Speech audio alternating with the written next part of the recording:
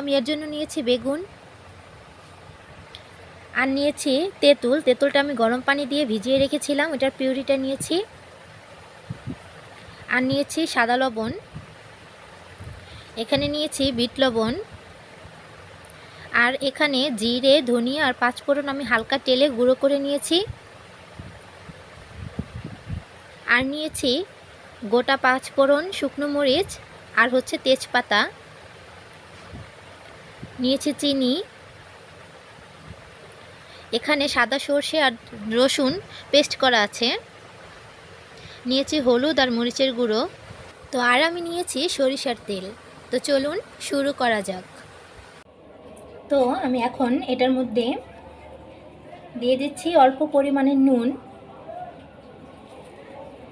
অল্প পরিমাণে নুন দিতে হবে, হয়তো কিন্তু আমি বেগুনটা হালকা ভেজে নিব। বেশি পরিমাণে নুন দিলে কিন্তু বেগুনটা গলে যেতে পারে। দিয়ে দিচ্ছি অল্প পরিমাণের হাফ চা চামচের চেয়েও কম হলুদ গুঁড়ো। দিয়ে দিচ্ছি হাফ চা চামচের মতো মরিচ গুঁড়ো। দিয়ে আমি এটা সুন্দর করে মেখে নিচ্ছি। দেখুন আমি কিন্তু মেখে নিলাম সুন্দর করে। আর বেগুনটা কিন্তু আমি বেশি ছোট ছোট করে কাটিনি, ছোট ছোট করে কিন্তু মানে কাটলে এটা কিন্তু গলে যেতে পারে, তাই আমি একটু বড়ই রেখে। তো দেখুন আমি কিন্তু এটা খুব সুন্দর করে মেখে নিয়েছি। তো এখন চলে যাচ্ছি চুলাতে, এটা হালকা ভাজতে হবে। তো আমি চুলাটা অন করে দিলাম। অন করে এটার মধ্যে দিয়ে দিচ্ছি সরিষার তেল।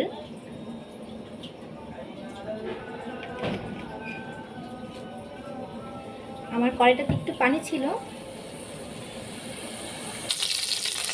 তো আমার তেলটা একটু গরম হয়ে এসেছে। আমি কিন্তু এই পর্যায়ে তেলটা অল্পই দিয়েছি, বেশি দেইনি, জাস্ট বেগুনটুকু ভাজার জন্য। আমার তেলটা গরম হয়ে এসেছে, আমি বেগুনটা দিয়ে দিচ্ছি।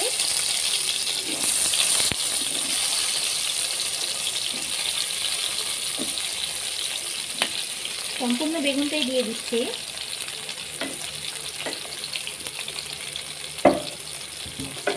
দিয়ে নেড়ে দিচ্ছি। এটা কিন্তু ততটাও বেশি ভাজবো না, আবার হালকাও ভাজবো না, একটু হালকা লাল লাল হলে নামিয়ে নেব। তাই চুলার আঁচটা একটু বাড়িয়ে তারপরে ভাজবেন। আমি সুন্দর করে তেলটা প্রত্যেকটা গায়ে যেন মিশে, এই জন্য ভালো করে নেড়ে দিচ্ছি। আমি ভালো করে নেড়ে দিচ্ছি। আর মনে রাখবেন ভাজার সময় কিন্তু ঢেকে দিবেন না, তাহলে কিন্তু বেগুনটা সেদ্ধ হয়ে গলে যাবে। তাই ভালো করে ভাজবেন, একটু নেড়ে নেড়ে ভাজবেন, তাহলে আর বেগুনটা গলে যাবে না। তো দেখুন আমি কিন্তু এটা লাল লাল করে ভেজে নিয়েছি। না আগেই বলেছি আমি কিন্তু বেশি ভাজবো না, হালকা লাল লাল করে ভাজা হলেই আমি এটা নামিয়ে নেব। তা আমার এটা প্রায় ভাজা হয়ে গেছে, আমি এখন এটা নামিয়ে নিচ্ছি।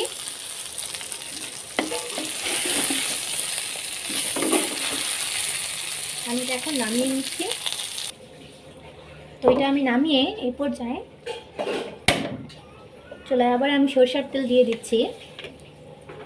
এবার একটু বেশি পরিমাণেই দিব।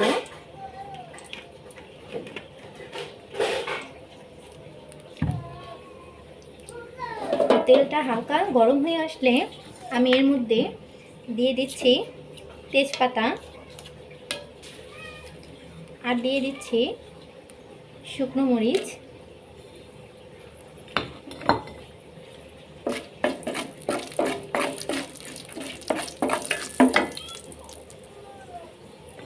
তারপর দিয়ে দিচ্ছি পাঁচফোড়ন, গোটা পাঁচফোড়ন। আর এখানে আমি কিছু গোটা রসুন অ্যাড করছি। আর কি পরে মনে হলো যে গোটা রসুনটা অ্যাড করলে কিন্তু এটা খেতে আরও স্বাদ হবে।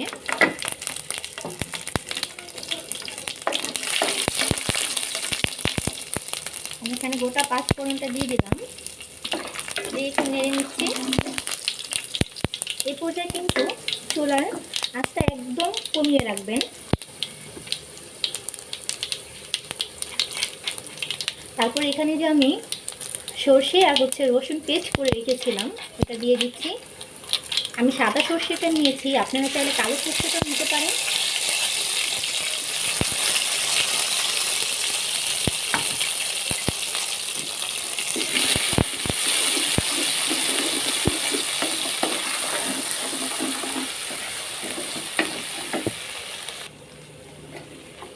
আমি সর্ষে পেস্টটা দিয়ে কিন্তু একটু হালকা ভেজে নিচ্ছি।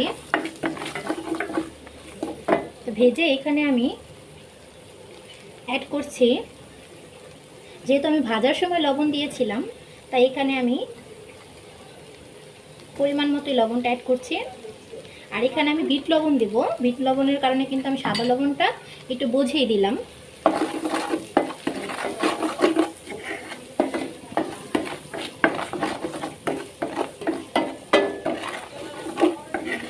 চাইলে কিন্তু তেলটা আরও বাড়িয়ে দিতে পারেন, যদি ফ্রিজে রেখে সংরক্ষণ করে খেতে চান তাহলে তেলটা আর একটু বাড়িয়ে দিবেন।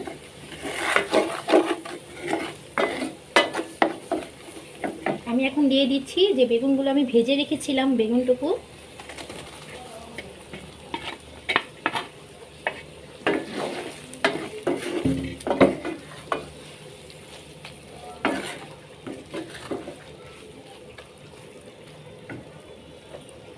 তারপর আমি এটাতে অ্যাড করে দিচ্ছি, ভাজার সময় আমি হাফ চা চামচ মরিচ গুঁড়ো দিয়েছিলাম, তাই এখন আবার হাফ চা চামচ দিচ্ছি। আর অল্প পরিমাণের কালার হওয়ার জন্য আমি একটু হলুদ গুঁড়ো দিচ্ছি।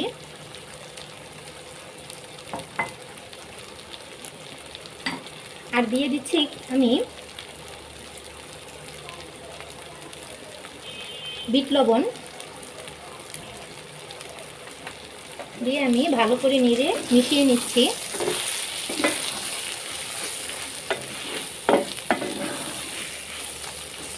দেখুন কালারটা কত সুন্দর হয়েছে।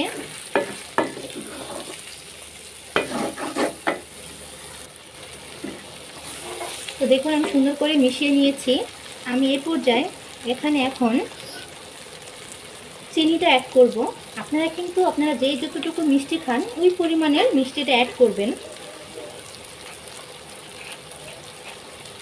এখানে আমি বুঝে এই চিনিটা দিলাম।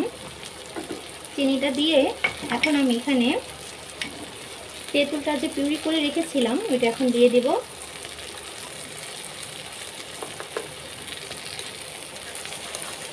সবটুকু দিলাম না, কারণ এখানে আমার অনেক হয়েছে, পিউরি করার পর অনেক হয়েছে।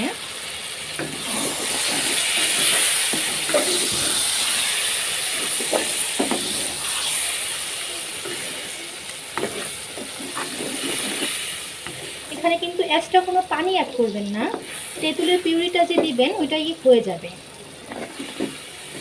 আর আমি যেহেতু বেগুনটা হালকা ভেজে নিয়েছি, তো ওই তেঁতুলের পিউরিতে যে পানিটা আছে ওইটাতে আমার বেগুনটা সেদ্ধ হয়ে যাবে।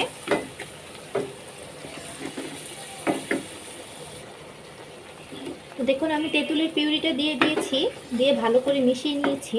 এখন এটা হালকা অল্প আছে কিছুক্ষণ জাল করব, যতক্ষণ না আমার বেগুনটা। তো দেখুন এটা কিন্তু আমি কিছুক্ষণ জাল করে নিয়েছি, আর বেগুনগুলো কিন্তু গলে যায়নি, কিন্তু সুন্দর করে সেদ্ধ হয়েছে। কারণ আমি কিন্তু বেশি নাড়িনি, এতক্ষণ যে জাল করেছি আমি কিন্তু নেড়ে দিইনি, একদম অল্প আছে। এটা একটু জাল করে নেওয়াতে বেগুনটা সুন্দরভাবে সেদ্ধ হয়ে গেছে। আর আমি কিন্তু এইটুকু গ্রেভি রাখছি। গ্রেভি বলতে এটা হচ্ছে আপনার মশলাটা আর হচ্ছে তেলটা, আপনারা যে যেরকম চান ওরকমই করতে পারেন, যদি আরও শুকনো করতে চান তাও করতে পারেন। আর তো আমার এটা প্রায় হয়ে এসেছে। আমি এই পর্যায়ে এখানে জিরে, ধনিয়া আর পাঁচফোড়ন আমি হালকা তেলে গুঁড়ো করে রেখেছিলাম, তো এটা এখন দিয়ে দিচ্ছি।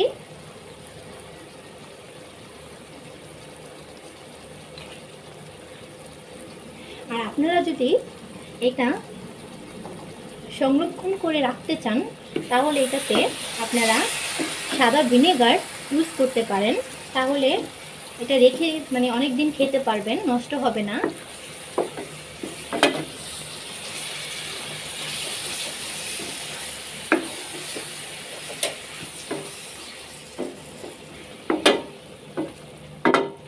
দেখুন আমি পাঁচফোড়নটা দিয়ে সুন্দর করে নেড়ে নিলাম। আমার এটা প্রায় হয়ে এসেছে বলতে হয়েই গেছে। আমি এখন এটা নামিয়ে নিচ্ছি। হয়ে গেল আমার মজাদার টেস্টি একটা আচার। আপনারা বাসায় এটা একবার ট্রাই করবেন।